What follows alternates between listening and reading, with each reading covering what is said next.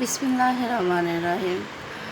নবীজি রোজার যাওয়ার সময় আসার সময় পরে যখন নামাজ পড়ে তারাবির সময় আসতেছি তখন দেখতে খুবই ভালো লাগলো। যারা মনে তখন হালকা জ্বর, গায়ে জ্বর ছিল, তখন অনেকক্ষণ ঝর্ণার ধারে টুল ছিল, আমি বসেছিলাম। কারণ বাচ্চারা খেলতেছে, আমার মেয়েকে দেখাতেছি।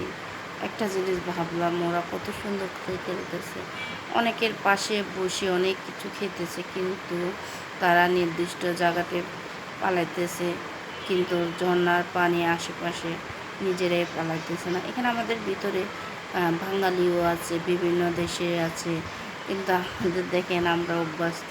আমরা আমাদের দেশের আশেপাশে যাওয়ার জন্য যেখানে যেটা খাই পট করে রাস্তার উপরে পালা দিয়ে আমরা নিজেরাই নোংরা করি।